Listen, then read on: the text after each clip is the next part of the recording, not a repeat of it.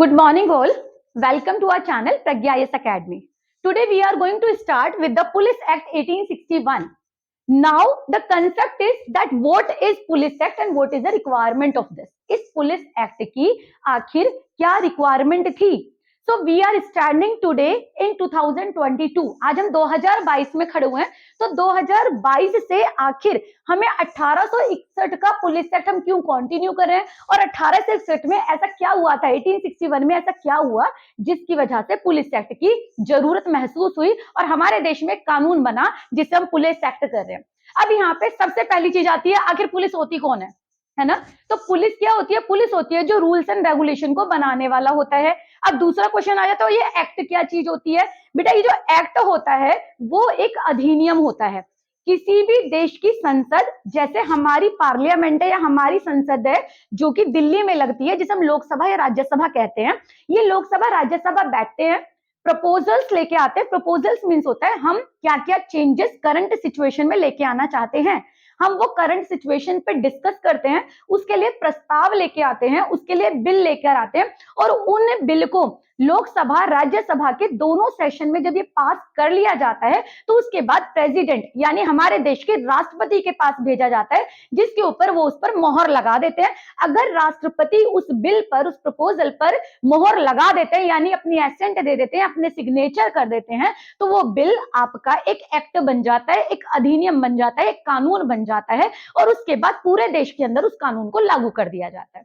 तो इसी तरीके से 1861 के अंदर एक कानून लाया गया था, एक एक्ट लाया गया था जिसको हम पुलिस एक्ट करते हैं. पुलिस एक्ट के अंदर हम ये डिस्कस करेंगे कि आखिर पुलिस की जिम्मेदारियां क्या हैं, उनकी रिस्पॉन्सिबिलिटी क्या है, उनकी अकाउंटेबिलिटी क्या है, वो किसकी तरफ अकाउंटेबल हैं बेसिकली. तो दिस वी आर कि हमारी जो ब्यूरोक्रेसी काम करती है, जो हमारी पुलिस काम करती है, जो हमारा कमिश्नरेट सिस्टम काम करता है, वो किस बेस पर काम करता है. We are going to learn today this. Now, come to the point why it is 1861. आखिर ये 1861 क्यों? क्योंकि 1857 आप जानते हो, 1857 वो पीरियड ऑफ टाइम था जिसको हम कॉलोनियल पीरियड बोलते हैं और यहाँ पर फर्स्ट फ्रीडम फाइट हमारी लड़ी गई थी, जिसको वीडी सावरकर ने फर्स्ट वॉर ऑफ इंडिपेंडेंस बोला हुआ है. 1857 के अंदर, 1857 के अंदर जब भारत सरकार की पॉलिसीज के विरुद्ध भारत की गवर्नमेंट निकल के आती है, उस समय पर लोगों को सप्रेस किया गया. तो यहाँ पर उस सप्रेशन के बाद बहुत ज्यादा लड़ाइयां हुई जिसके अंदर पुलिस के रोल को देखा गया कि वो बहुत हार्श था, रूड था and there was a change. एक बिल पास किया जाता है, एक एक्ट पास किया गया ब्रिटेन की पार्लियामेंट के अंदर, जिसकी वजह से चेंजेस आए, जिसको हम कहते हैं क्राउन रूल. 1858 के अंदर एक क्राउन रूल आता है जो कि ब्रिटेन की पार्लियामेंट में, क्योंकि उस समय पर ब्रिटेन की पार्लियामेंट हमारे लिए रूल्स एंड रेगुलेशन बनाया करती थी, तो रूल वहां पर होता है कि क्राउन रूल यहां पर लाया गया. और इस क्राउन रूल का काम क्या था? इस क्राउन रूल का काम था जो भी भारत के अंदर ईस्ट इंडिया कंपनी की पावर थी उसको कंट्रोल कर लिया गया था. जो भी गवर्नर जनरल ऑफ इंडिया था उसको वायसराय की पोस्ट में कन्वर्ट कर दिया गया. वायसराय का मतलब यहां पर एक तरीके से आज के प्रेसिडेंट की संज्ञा आप दे सकते हो कि आपको कुछ भी करने के लिए ब्रिटेन की संसद से परमिशन लेने की जरूरत नहीं है. अब अगर कोई प्रॉब्लम आ रही है तो आप उसे अपने हैंड पर भी सोल्ड आउट कर सकते हो. बट यहाँ पर वायसराय की जो पावर थी उनको कंट्रोल में रखा गया था. अभी बहुत सारी पावर इनको नहीं दी गई थी. इसके बाद 1858 के बाद भारत की सिचुएशन को कंट्रोल करने के लिए 1861 के अंदर ही, जिस समय का ये एक्ट है, 1861 के अंदर वायसराय को ज्यादा पावर दी गई है. और ये जो पावर थी, इन पावर के साथ साथ यहाँ पर जो आपका पब्लिक एडमिनिस्ट्रेशन है, जो आपका पुलिस सिस्टम है, उसको और ज्यादा स्ट्रॉन्ग बनाने के लिए 1861 का पुलिस एक्ट आता है. कंसेप्ट क्लियर हुआ? कोई ऐसा डाउट जो समझ में नहीं आया? अब पुलिस एक्ट के लिए जो हमारा सबसे पहले पुलिस कमीशन आता है. अब कमीशन क्या होता है? क्वेश्चन आता है, what do you mean by the commission, है ना? कमीशन होता क्या है बेसिकली?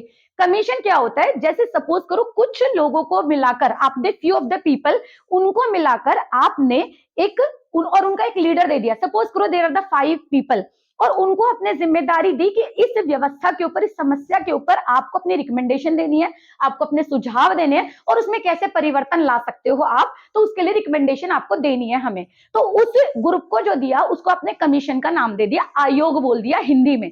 इसी तरीके से पुलिस आयोग बिठाया गया 1860 में कि पुलिस व्यवस्था के अंदर कहां सुधार की गुंजाइशें हैं, उनके लिए कमीशन बिठाया गया 1860 के अंदर। और 1860 की कमीशन ने अपनी रिपोर्ट दिया और उसके अंदर पुलिस एक्ट को एक्सप्लेन करना शुरू किया कि आखिर पुलिस एक्ट होता क्या है।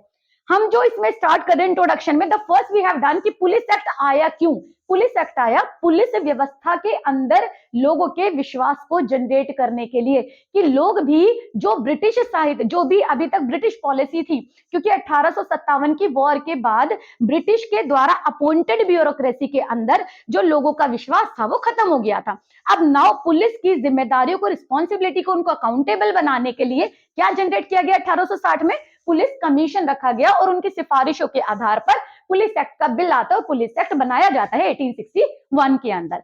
Now how it has started to do the work. The first is when it is, how it will be started to the work. The first they have given, that is a central act. Now what is a central act? बेटा जितना भी हमारे देश के काम होते हैं उसे कोई एक गवर्नमेंट नहीं चला सकती, स्पेशली भारत जैसे बड़े देश के अंदर आज भी नहीं कर पाती है ना, क्योंकि भारत के अंदर अगर हम करंट की बात करते हैं तो 28 स्टेट और 8 यूनियन टेरिटरीज है। Now it is not able, that the government is not able, a single government is not able to tackle all the problems, all the resources of all these 28 state and 8 union territory. That is why इनको अपने subjects को अलग अलग करना पड़ता है।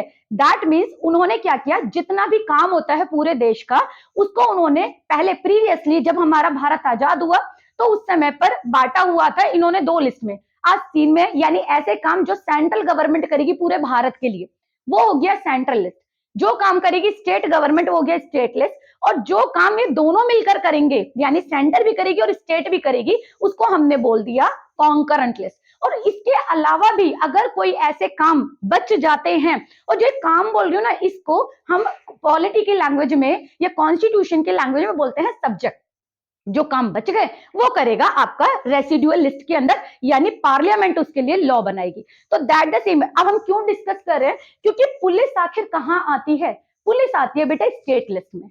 Police कहां पर आती है, स्टेट लिस्ट। अब हम कह रहे हैं भाई यहां पर तो लिखा हुआ है सेंट्रल एक्ट, सेंट्रल एक्ट है जो कि पुलिस व्यवस्था के लिए, जो पूरे भारत के अंदर पुलिस है उसके लिए कानून बनाने का जो अधिकार है वो है सेंटर के पास, वो है पार्लियामेंट के पास, जो कि आपके रूल्स एंड रेगुलेशन लेके आई, जो गवर्नमेंट इस समय पर रूलिंग में है वो उसके अंदर चेंजेस ला सकती है। तो वो सेंट्रल एक्ट में ये सब्जेक्ट लिस्ट है क्या, एज आई सेड तीनों जो लिस्ट होती हैं आपकी, उन तीनों लिस्ट में सेंट्रल के द्वारा बनाए गए रूल, यानी सेंट्रल एक्ट तो बना रहा है, पुलिस एक्ट जो है वो एक सेंट्रल एक्ट है, लेकिन सेंट्रल एक्ट में पुलिस एक्ट आएगा कहां पर, है ना, वो आएगा सब्जेक्ट लिस्ट की entry number 102।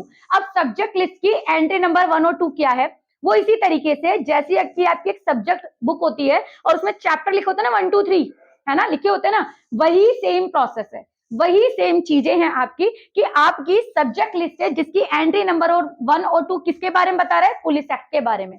Second point is act number 5। आखिर ये एक्ट नंबर 5 है क्या बेटा, जिस समय पर 1861 के अंदर एक्ट बन रहे थे यानी देश के कानून बन रहे थे, तो 5वें नंबर पर जो कानून गया, 5वें नंबर पे जो एक्ट पास हुआ हमारे देश के अंदर, क्योंकि हमारे देश के अंदर बहुत सारे एक्ट पास होते हैं जो पार्लियामेंट में जाते हैं, तो उस समय पर बहुत सारे एक्ट पास हुए, उसमें से एक्ट नंबर 5 जो डील करता था वो पुलिस एक्ट 1861 से डील करता था। डन। नेक्स्ट हम बात कर रहे हैं सेक्शन 47।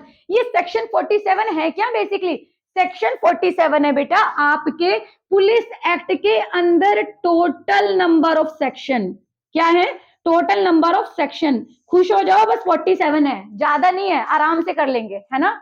तो you should be very happy about that one, कि हमें इतने सारे सेक्शंस होते हैं आईपीसी में, सीपीसी में, है ना, लेकिन हमारे यहाँ पर कितने हैं, केवल 47 सेक्शंस हैं, जिनको 1 बाय 1 हम आगे की क्लासेस में समझेंगे। नेक्स्ट आ जाएगा एसेंट। एसेंट मैंने आपको पहले क्लियर किया, लेकिन यहाँ पर लेना कि पुलिस एक्ट को आखिर एसेंट कब मिला है, वो मिला है 22 मार्च 1861 को। आपके इस एक्ट के थ्रू जो भी एक्ट बना है आपका, जो भी एक्ट के नियम आए हैं, उन एक्ट को लागू तभी किया जा सकता है जब आप उस पर एसेंट ले लोगे। सेंटर के एसेंट के लिए आप क्या लोगे, बेसिकली प्रेसिडेंट की बात लोगे, और अगर स्टेट का आप करोगे तो गवर्नर का, आप उसमें एसेंट लेकर किसी भी रूल को पास किया जा सकता है। समझ में आया? तो this was basically the introduction of the police act, कि पुलिस एक्ट आखिर काम कैसे करता है। समझ में आया? तो पुलिस एक्ट का इंट्रो हमने किया। पुलिस एक्ट में हमने सबसे पहले पढ़ा कि पुलिस एक्ट आखिर आया क्यों, व्हाई इट वाज रिक्वायरमेंट। फिर हमने पढ़ा पुलिस एक्ट का के अंदर उसको देने वाला कमीशन कौन था, तो 1860 का पुलिस कमीशन था। देन हमने पढ़ा कि ये पुलिस एक्ट किस तरीके से काम करता है और ये सेक्शन कैसे बनाए जाते हैं। कंसेप्ट क्लियर हुआ? Thank you so much all.